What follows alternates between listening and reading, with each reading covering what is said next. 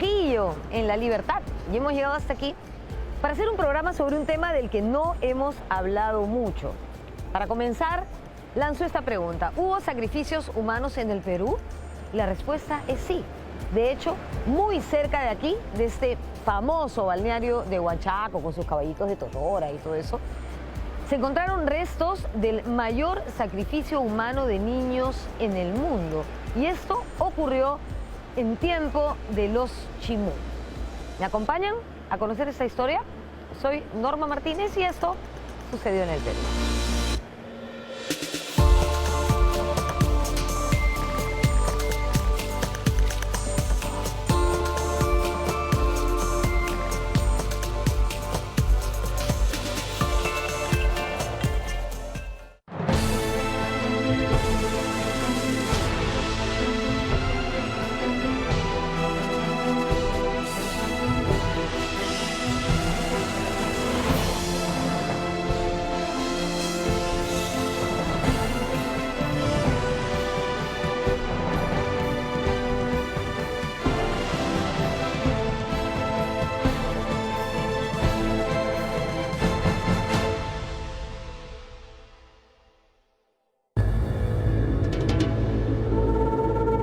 La muerte siempre ha sido un enigma para el ser humano.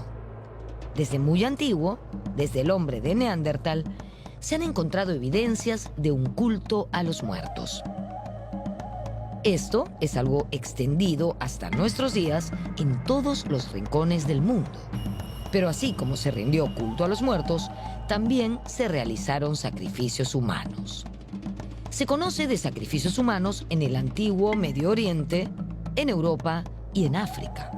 En el Nuevo Mundo es muy difundido el caso de Mesoamérica y, por supuesto, el antiguo Perú. Bueno, los sacrificios humanos ocurren en el Perú desde la época precerámica, ¿no? La doctora Shadi ha encontrado evidencia de sacrificios humanos, ¿no? Y esto se ha dado también en la costa norte. Los moche hicieron un tipo diferente de sacrificios humanos. Ellos sacrificaban a jóvenes, guerreros jóvenes, entre la edad de 15 a 21 o 25 años, y la forma de muerte era muy diferente. A los sacrificados moche, lo que se les hacía era cortarles la garganta, aquí les hacían un corte para desangrarlos o los decapitaban, ¿no? Y ese es un patrón que se ha encontrado en Huaquelaluna, se ha encontrado en Zipán, se ha encontrado en muchos territorios de donde estuvo la cultura moche.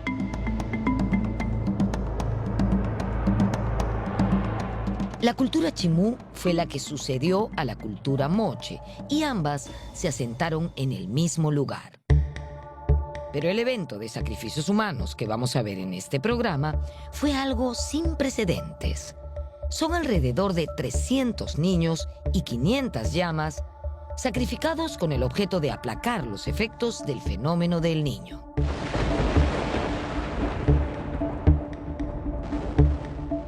Este es un contexto único, ¿no? Un contexto además único en el mundo, ¿no? No hay un sacrificio de niños tan grande como el nuestro, ¿no? Una de las poblaciones más violentas que además se conoce a nivel mundial es la mexicana, por ejemplo, ¿no? Los aztecas en particular, ¿no? Entonces, este de Tenochtitlan también nos habla de un contexto de sacrificios de casi 42 niños, pero un contexto de sacrificados casi en mismos eventos de alrededor de 300 y lo más probable es que sean aún más.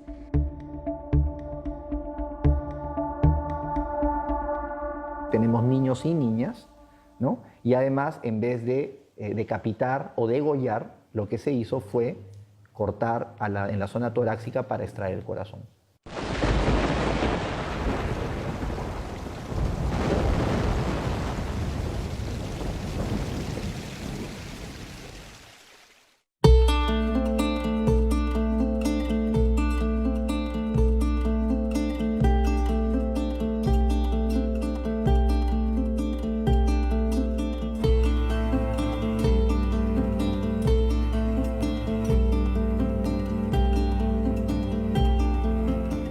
Para empezar, vamos a hablar del lugar donde se desarrollaron los hechos que les vamos a contar a lo largo de este programa. Me refiero al Valle de Moche. Este sitio fue sede de los asentamientos más importantes de las culturas prehispánicas, más importantes también, valga la redundancia, de la costa norte peruana. Me refiero a Moche y a Chimú. Y ahora surge la siguiente pregunta. ¿Cómo este lugar, con una zona agrícola tan pequeña, un valle tan reducido, logró condensar tanto poder?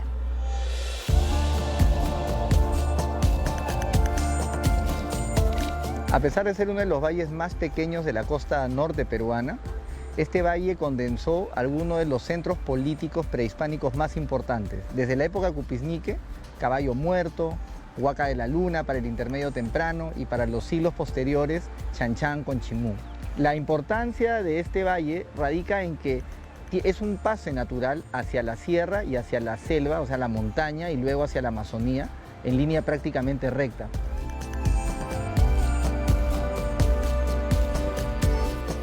El Valle de Moche debió haber sido un corredor comercial desde tiempos muy antiguos. Y el momento cumbre de este desarrollo fue la época Chimú y la construcción de Chanchán.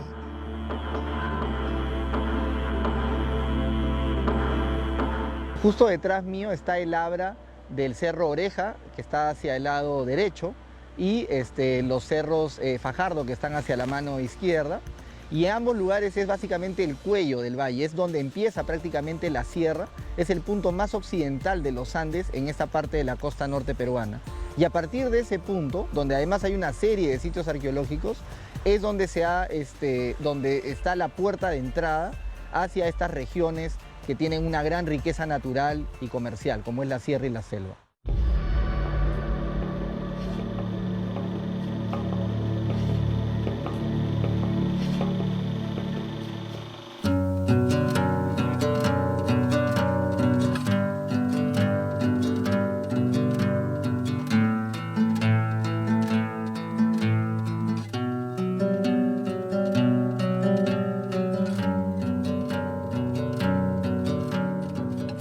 Los Chimú, la cultura o sociedad Chimú, surgió entre el siglo IX y X de nuestra era y se desarrolló hasta el siglo XV. Los antecesores de los Chimú fueron los Moche y más tarde esta zona fue ocupada por los incas. El centro político, religioso y económico más importante de los Chimú fue la ciudad de Chanchán, donde yo estoy en este momento. Ya sé, todos pensamos que Chanchán es solamente un templo, ¿no?, que tiene estos altos relieves, pero no, Chanchán es inmenso. De hecho, es la ciudad prehispánica más grande de toda Sudamérica.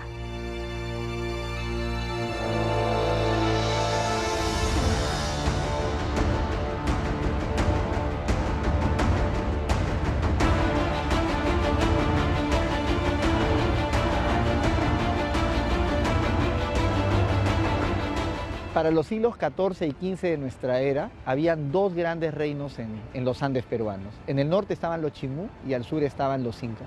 Entonces, Chimú tenía un vasto territorio y controlaba una gran cantidad de valles, recursos minerales, agrícolas, pesqueros, ¿no? Incluso tenían contacto con las comunidades de la selva. Ese gran poder que manejaba Chimú, ¿no es cierto?, se centralizaba en la ciudad de Chanchán.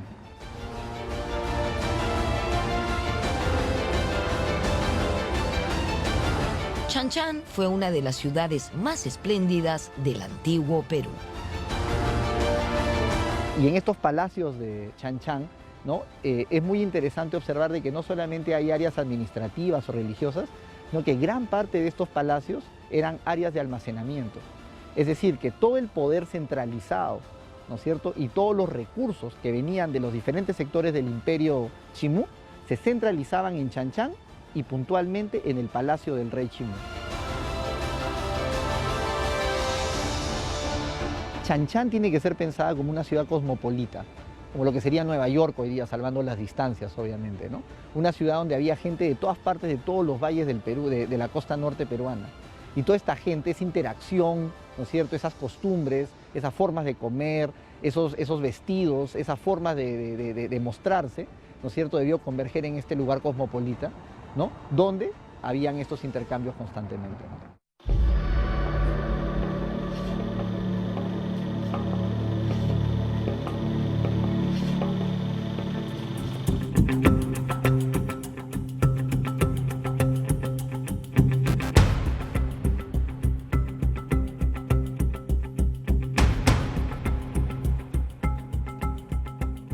Chan Chan encontramos restos de sacrificios humanos de mayor y menor envergadura. Por ejemplo, hay uno muy conocido que es el hallazgo de 300 mujeres que fueron sacrificadas aparentemente sin signos de violencia para acompañar a un gran señor Chimú en su viaje al otro mundo. En este momento estoy en la zona conocida como el Calvario de los Incas. Aquí también se han encontrado sacrificios, pero de niños. Sobre este tema voy a hablar ahora con Gabriel Prieto, arqueólogo encargado de investigar esto que les estoy contando. ¿Qué tal, Gabriel? Muy bien, ¿Cómo estás? Muy bien, gracias. Cuéntame, primero que nada, ¿por qué se llama Calvario de los Incas? ¿Por qué tiene ese nombre tan raro este lugar? Yo sé que es en la periferia de Chan Chan, ¿verdad? Sí, es un nombre bastante extraño que la cultura popular le asignó, porque este sitio estaba plagado de huesos humanos. Y entonces la tradición popular creía que aquí había habido una gran batalla entre los Chimú y los Incas en algún momento de su historia, y que los huesos que estaban alrededor eran los restos de esos combatientes. Ya, ¿Mm? pero esos huesos no son restos de esos combatientes, sino de... Exacto, de niños. Es tremendo, ¿no? Porque hay muchísimos. Sí, y casualmente una de las primeras investigaciones que hizo el Museo de Arqueología de la Universidad el año de 1948, un arqueólogo que se llamaba Hans Horkheimer, él viene a este punto, realiza excavaciones justo en la zona donde estamos nosotros y encuentra un conjunto de niños que estaban en una posición, estaban colocados en una posición bastante atípica y tenían llamas además. Llamas jóvenes también, ¿no? Muy jóvenes, ¿no? Cuando nosotros hacemos el hallazgo a menos de 1 kilómetro de este punto, entonces encontramos este informe y nos dimos cuenta que estábamos frente a otro lugar donde se habían hecho también sacrificios humanos. Este lugar es muy importante porque, como has dicho tú, este lugar está en la periferia de Chan Chan, está en el punto extremo más norteño, digamos, de la zona urbana de Chan Chan. Y lo que pensamos ahora por la asociación de estos niños sacrificados aquí, la gran cantidad de huesos que hay alrededor, es que en este lugar estaban muy posiblemente preparando a los niños que iban a ser sacrificados y que luego fueron conducidos en una procesión, posiblemente muy ceremonial, ¿no? muy intensa, al lugar que está frente a nosotros, que es Huanchaquito Las Llamas, y luego a la zona de Pampa La Cruz, un poco más al norte. Entonces creemos que en este lugar fueron preparados, ¿no? Porque en todas las culturas del mundo, las personas que van a ser sacrificadas no es que te agarro y te corto el cuello. Obviamente. Son preparadas. Evidencia que tenemos de los niños sacrificados en los nevados de la sierra peruana, chilena y argentina, se ha encontrado que estos niños han sido preparados con alimentos especiales. De hecho, se cree que estos niños querían que sean un poco gordos, porque eso era parte importante del sacrificio. De hecho, se ha logrado identificar a nivel de isótopos cómo la dieta de estos niños que están acostumbrados a un tipo de alimentos son preparados durante meses con alimentos especiales para que ganen incluso masa muscular, para que ganen un poco más de peso. Por ejemplo, en México habían ciertos días del año que si tú nacías ya estabas, digamos, predestinado a ser sacrificado, ¿no? Otro caso que han sido registrados por estos documentos mexicas es que si tenías 2 remolinos en la cabeza, ese era un signo inequívoco que tenías que ser sacrificado. Que es muy diferente, por ejemplo, a lo que encontramos en estos niños ofrendados a las capacochas, ¿no? Que hay muchos en Arequipa, hay otros que han sido encontrados en algunas montañas en Chile, pero más de la época de los incas, es decir, les dieron a beber, lo que encontramos en esos niños, por ejemplo, como Juanita, ¿no? Que está en Arequipa. Es clara la evidencia en Juanita, por ejemplo, de un golpe en el cráneo, producto de primero alguna droga que les daban para atontarlos un poco, arriba les daban un golpe y con eso los enterraban, en algunos casos de repente no muertos necesariamente, ¿no? Y los enterraban así, y esa era la ofrenda que se hacía de estos niños.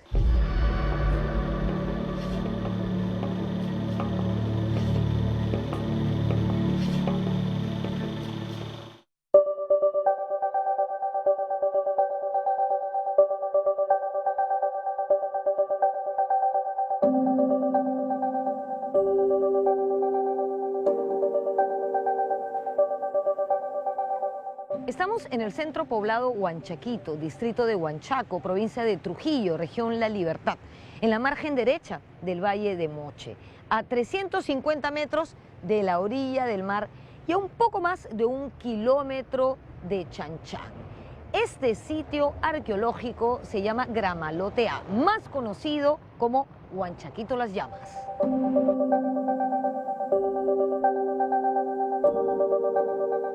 Nos encontramos en Huanchaquito, que es un centro poblado que está a 1 kilómetro al sur de Huanchaco y a 1 kilómetro al norte de Chanchán. Es decir, este sitio se encuentra en el medio de estos dos lugares importantes.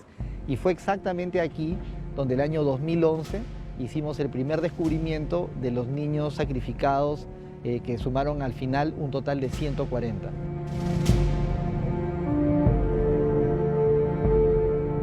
Huanchaquito fue o es un sitio que nunca esperamos, nunca imaginamos realmente en la arqueología, porque es un número de sacrificios más grande que han encontrado en Perú y realmente en el mundo, hablando de niños. Y es un sitio que no se espera nada en la superficie, es una zona arenosa, cerca del mar, y han enterrado los chibú. Sabemos por los fechados que tenemos y asociaciones de textiles, etc., han enterrado los cuerpos de 140 niños y más de 200 camélidos que hemos excavado, yo con Gabriel. Y la importancia es que es una cosa que nunca imaginaba en la cultura chimú.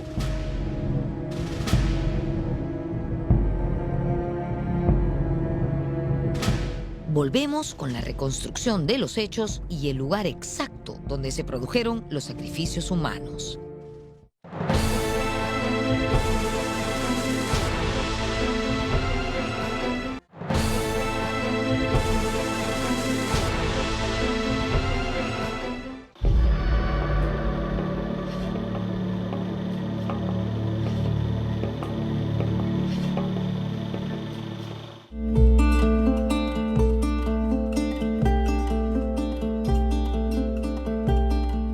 El fenómeno del niño se ha hecho presente en nuestro país desde tiempos remotos. Podemos recordar que en marzo del año 2017 tuvimos un niño fuertísimo que afectó principalmente la costa norte de nuestro país. Bien, en el año 1200 de nuestra era hubo también un fenómeno del niño grande, un mega niño, lo que nos indica que los chimú también conocieron y padecieron este gravísimo fenómeno.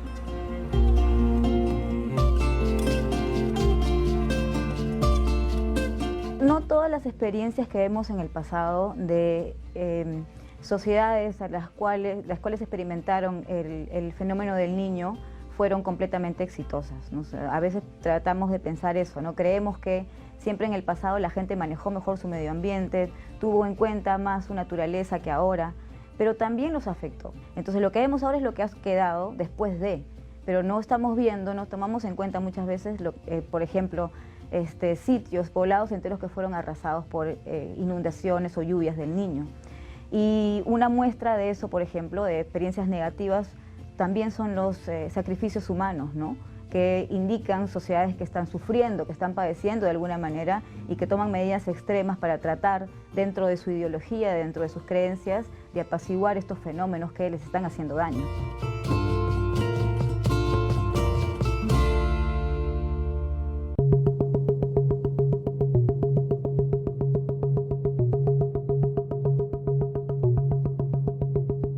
Ellos sabían que esto ocurría cada 50, cada 60 años, quizá menos, ¿no? Lo interesante del caso es que para el evento que ocurrió alrededor de 1400 a 1450 después de Cristo, parece que eso fue un fenómeno del Niño bastante fuerte, que lo que ocasionó es que ellos respondan haciendo una serie de sacrificios humanos, ¿no? Sacrificios que fueron, que ocurrieron exactamente en este lugar, ¿no? Cuando ocurrió ese fenómeno Enso, las lluvias no solamente destruyeron la ciudad de Chanchán, que estaba construida de barro, sino también que afectó los canales de irrigación que sustentaban los campos de cultivo que esta gente utilizaba para su economía. La presencia de estas masas de agua caliente también afectaron a la pesca, ¿no? Y estas comunidades, sobre todo las que vivían en Huanchaco, en Huanchaquito, se sostenían de la pesca regular, ¿no? Entonces todo esto en suma, además de la posible ya presión que iban ejerciendo los incas desde la sierra.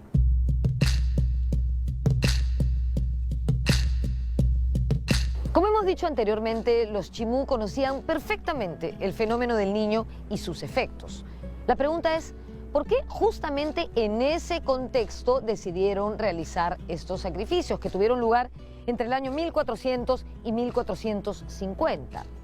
Bien, por esos años los chimú estaban siendo asediados por los incas. Tenían a los incas respirándoles en la oreja. Quizás al unir estos dos motivos encontraron justificación perfecta para estos sacrificios masivos.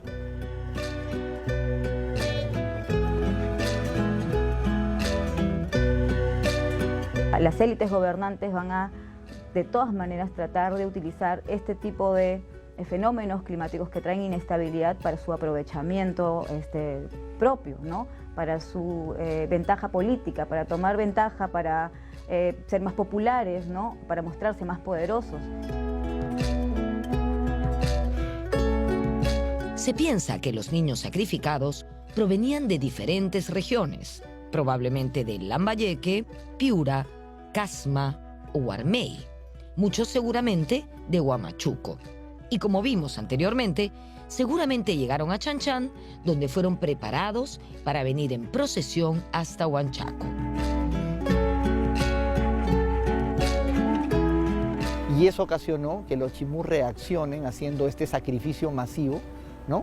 Que posiblemente vino en una procesión exactamente a espaldas de donde yo estoy, y vino por esta loma y bajaron posiblemente por este mismo punto y se reunieron en esa explanada que está detrás de nosotros. Y ahí fue donde muy posiblemente, ¿no es cierto?, se realizó el sacrificio y ahí fue donde los enterraron. ¿Y por qué sabemos que fue en medio de un gran fenómeno del Niño? Porque las huellas que se registraron de todos los protagonistas quedaron marcadas sobre la arena cuando el sedimento estaba todavía húmedo. Es decir, esto ocurrió en el mismo momento de las lluvias o a poco tiempo de ello.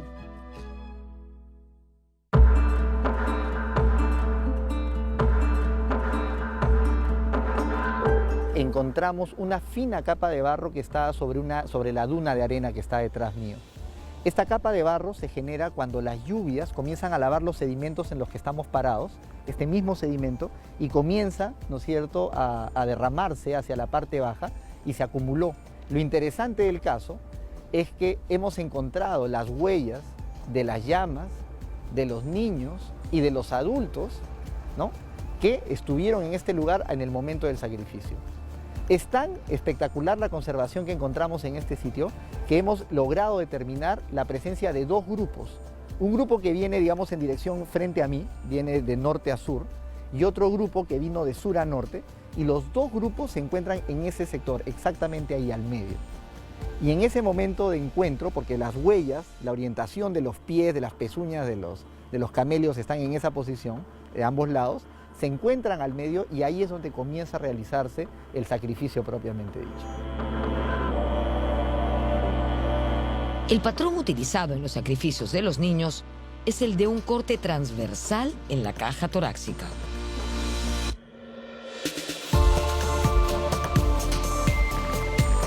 Quizás el elemento más importante que nosotros determinamos para el sacrificio humano, tanto en Huanchaquito como en Pampa La Cruz, no es simplemente tener cientos de niños enterrados en un mismo lugar, sino que en este pequeño hueso, que es parte del esternón, en los niños todavía no está completamente fusionado el hueso de la parte central, te encontramos unos cortes.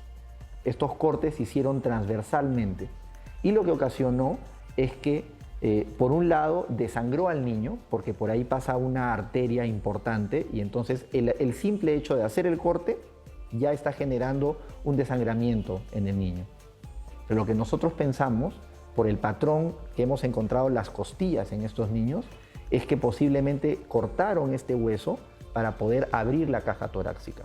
Y al abrir la caja torácica, posiblemente extraer el corazón.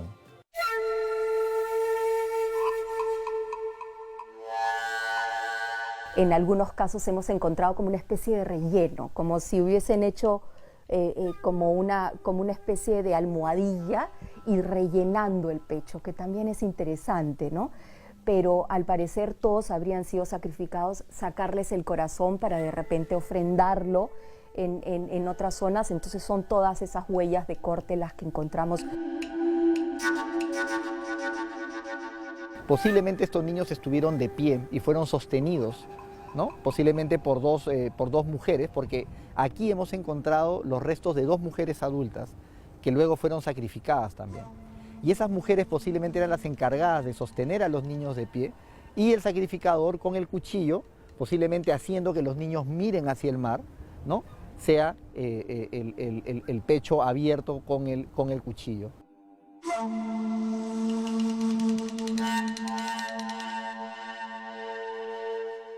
No se vayan, porque volvemos con la historia del niño perteneciente a la élite encontrado en el sitio arqueológico de Pampa de la Cruz.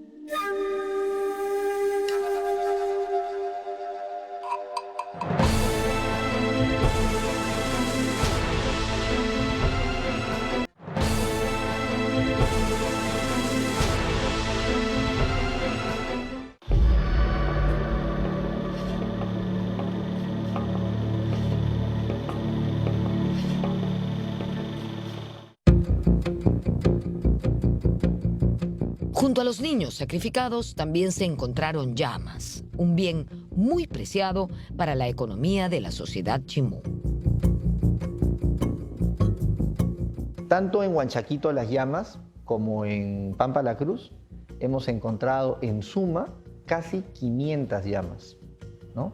Y esto duplica el número de niños que se han hallado en total, lo cual sugiere que los chimús tenían un interés por sacrificar también a las llamas. Las llamas fueron los animales económicamente más importantes, ¿no?, para la sociedad chimú. ¿Por qué? Primero, era una fuente de alimentos, ¿no? La carne de llama es la principal proteína que han consumido los chimús durante toda su existencia, ¿no? Nosotros pensaríamos que es el pescado, pero las investigaciones que se han hecho en Chan Chan han demostrado que hay más huesos de llama y por lo tanto más consumo de llama que de pescado. Las llamas eran también el principal medio de transporte de las sociedades andinas. Este animal de carga permitía mover las mercancías, las espóndilus que venían del Ecuador, los tejidos que salían de Chan Chan, los minerales que venían de las diferentes minas para que los artesanos en la ciudad hagan las joyas tan famosas chimú que todos conocemos.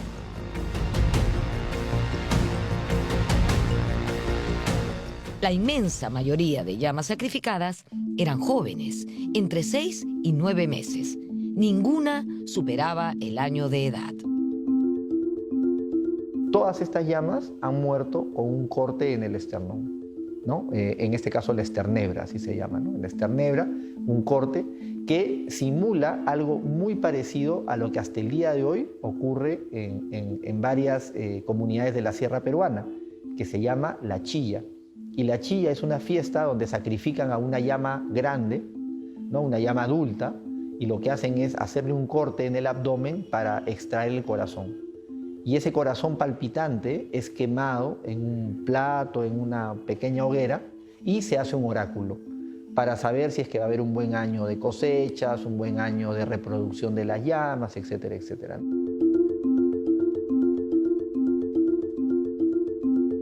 Las llamas estaban muy cercanas al niño, es más, este era un niño que estaba sobre esta llama, de costado, la llama mirándolo, y era como una escena muy, muy sensible, ¿no?, muy sentimental, ver a los dos mirándose, ¿no?, y lo que habría representado.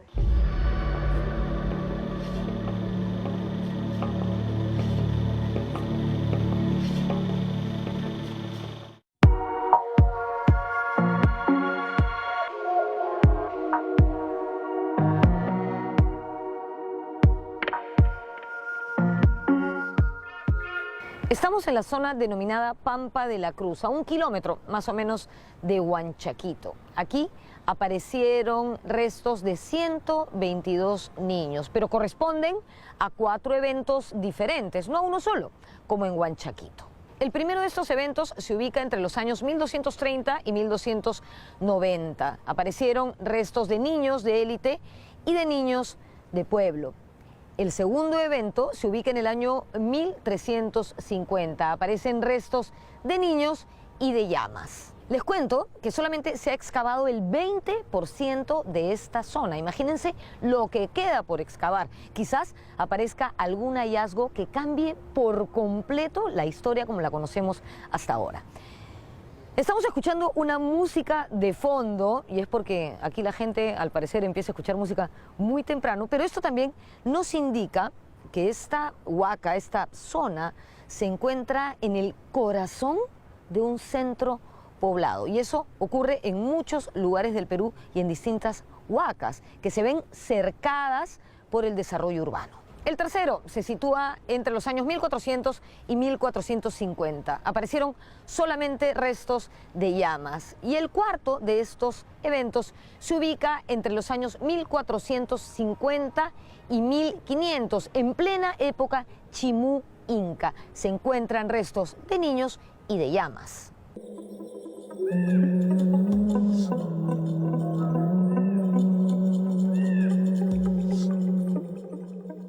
Este es el Laboratorio de Arqueología de la Universidad Nacional de Trujillo, de la Facultad de Ciencias Sociales.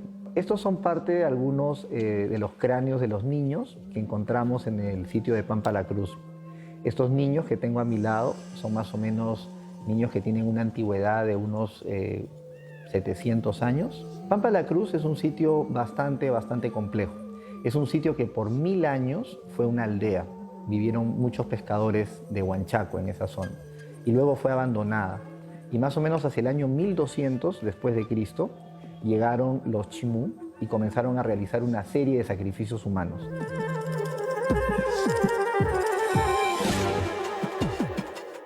En Pampa la Cruz hay que pensar de una cosa distinta. Quizás una tradición de sacrificios por otras razones. Posiblemente cada año sacrificaron o por algunas temporadas o por eventos rituales, como han hecho muchas sociedades en el pasado, con calendarios sagrados han sacrificado niños o camellos varias veces durante el año. Y entonces es un poco más complicado, pero lo que tiene en común es la edad es lo mismo de los niños, la edad de los camélidos, la manera en que sacrificaron, eso no cambia.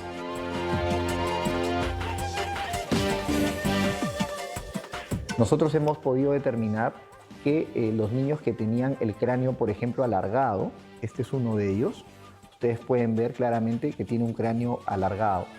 Este cráneo nosotros le llamamos deformación anular. Y este tipo de deformación anular era típica en esta época, estamos hablando entre el siglo XII, XIII después de Cristo hasta el siglo XV y XVI, que es casi al final de la ocupación prehispánica en nuestro país, y esta es una deformación que era muy típica de la sierra.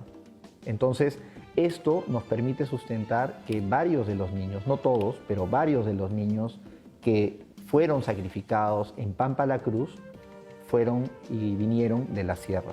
Este cráneo que ha conservado el cabello muestra que la conservación en el terreno fue bastante buena. En algunos casos incluso hemos encontrado piel.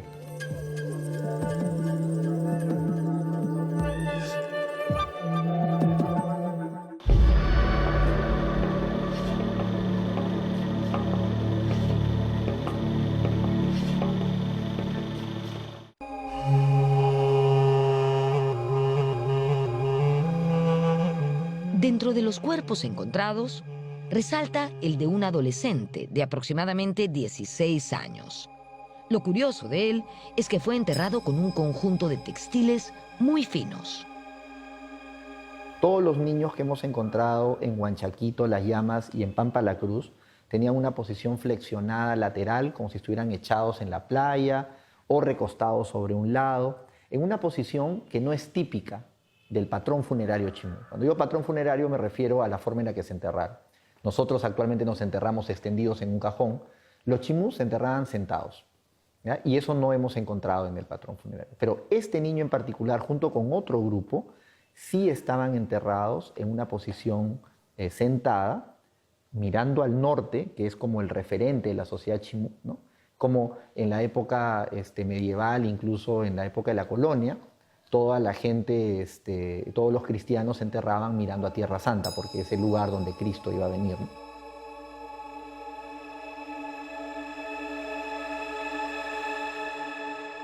Este adolescente fue enterrado en una especie de plataforma ceremonial. El rojo de su cabello responde a un mineral llamado cinabrio, hecho a base de mercurio, y es algo que distingue a los niños de élite.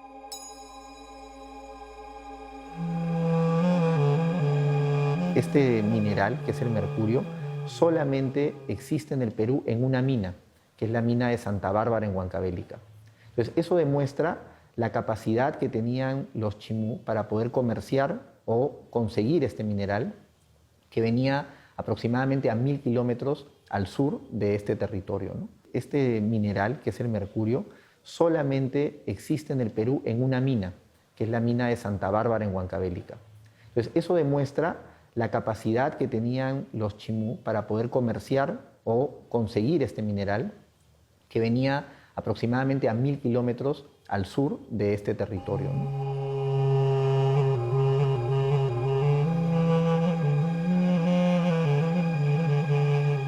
Volvemos con lo último del programa. Les mostraremos el hallazgo más importante, el niño que pudo ser hijo del poderoso rey Chimú.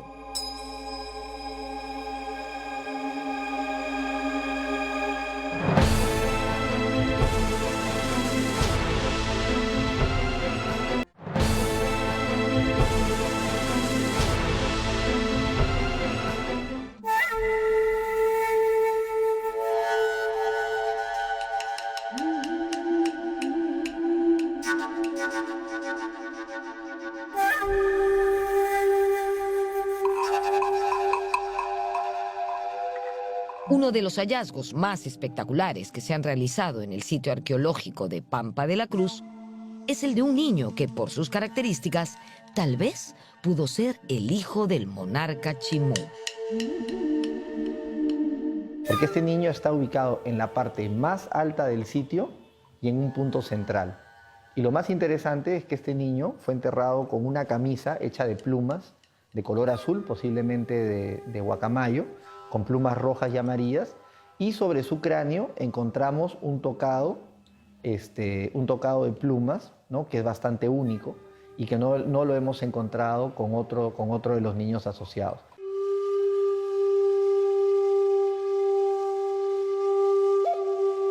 Cuando se le retiró el tocado que llevaba, se descubrió que, a diferencia de los otros niños que tienen el corte transversal en el esternón, este murió de un certero golpe en la parte superior del cráneo.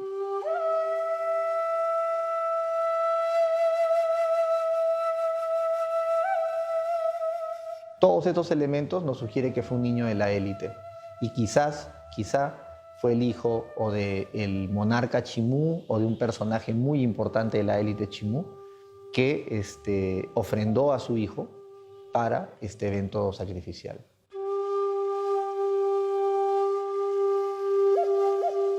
Hoy nos resulta terrible hablar de sacrificios humanos. Y si se trata de niños, peor aún. Casi siempre han sido adultos masculinos que de repente, ¿no?, son más, pero un niño es mucho más vulnerable, ¿no es cierto? Un niño es algo que una madre, por ejemplo, quiere con toda su alma, ¿no? Y me imagino que habrá sido lo mismo en los Chimú, enfrentar a algo que es tuyo y que es niño y que además representa el futuro.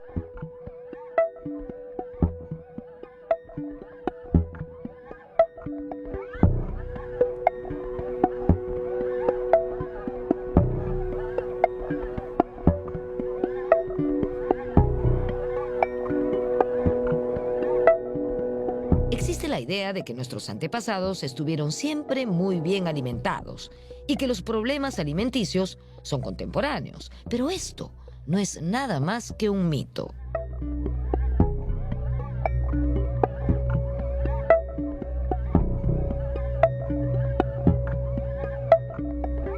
Nosotros los arqueólogos, cuando estudiamos en detalle los huesos y sobre todo los antropólogos físicos, se ha encontrado que los niños en el pasado peruano, así como hoy, sufrían un alto índice de anemia, ¿no? Y esto ocurre en todo el territorio andino, no solamente en la costa, sino en la sierra, en la selva, ¿no? Y que en algunos casos son muy pronunciados, tan pronunciados que incluso los llevó a la muerte.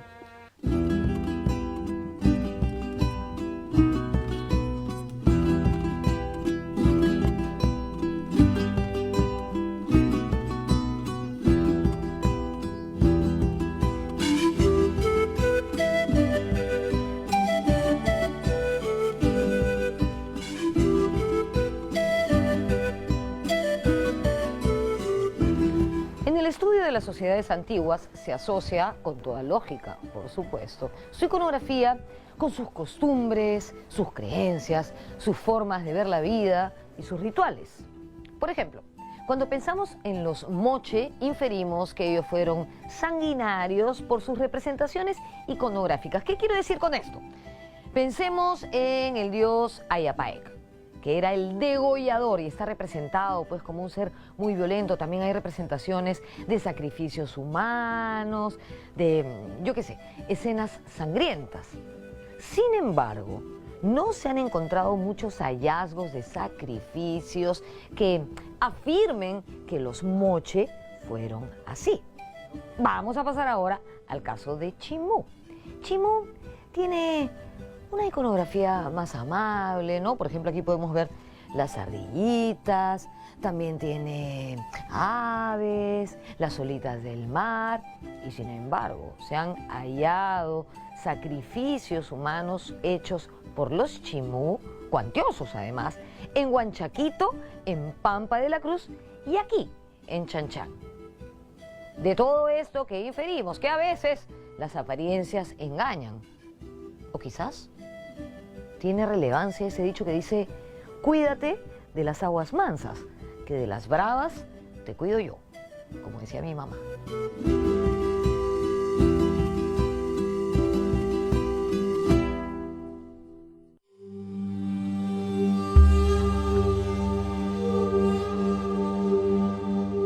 Esta es una tela pintada que también corresponde a la cultura Chimú y fue encontrada en Pampa la Cruz, asociada a los niños sacrificados. Esta tela estaba envolviendo a uno de los niños sacrificados. Esta pieza es única, puesto que es la primera vez que se registra este tipo de telares en un sitio arqueológico. Existen pedazos, fragmentos de este tipo de piezas en colecciones privadas, en museos particulares, en museos públicos, pero nunca habíamos encontrado una con ese contexto y que además esté asociada a los contextos de sacrificios, ¿no? Esta pieza es interesante porque muestra, creo, por primera vez el panteón, básicamente los dioses de los Chimú. En varios segmentos hay cabezas antropomorfas, cabezas humanas, que están rodeando a estos dioses, como si estos dioses estuviesen pidiendo sacrificios humanos. Nosotros pensamos que este tipo de telas pintadas decoraban las paredes de los palacios de Chanchán o de los lugares importantes, y que por esa razón no todo Chanchán, por ejemplo, está decorado con pintura mural, sino que solamente hay algunos frisos que representan aves, peces, y posiblemente algunos sectores estaban decorados con esta suerte de tapices, si les podemos llamar de alguna manera, como hacían los europeos en el siglo XVI, XVIII, que decoraban sus palacios con escenas del campo, etc., ¿no? Entonces yo creo que los chimús decoraban con algo similar para representar de una manera matizada, de una manera muy, pero muy socavada, este tipo de sacrificios.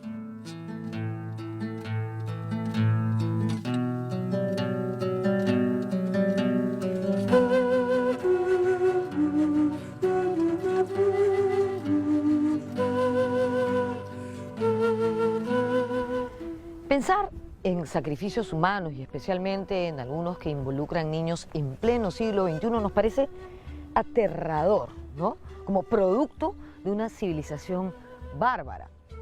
Sin embargo, siempre tenemos que observar los sucesos sin dejar de lado su contexto. Para eso nos sirve la historia también, para informarnos de todo un sistema de costumbres y creencias de una época determinada. Quizá lo que hacemos hoy, en el siglo XXI, cuando sea mirado y estudiado por gente del siglo XXIII o del siglo XXIV, también podrá ser considerado aterrador y bárbaro. Pensemos un poquito en esa idea. Despedimos este programa desde la zona de Gran Chimú, rebautizada recientemente como Uts-an, Casa Grande, parte del complejo arqueológico de Chan Chan. Por cierto, cuando tengan una oportunidad, vengan a conocer Chan Chan. Trujillo está muy bonito, además. Nos vemos en la próxima.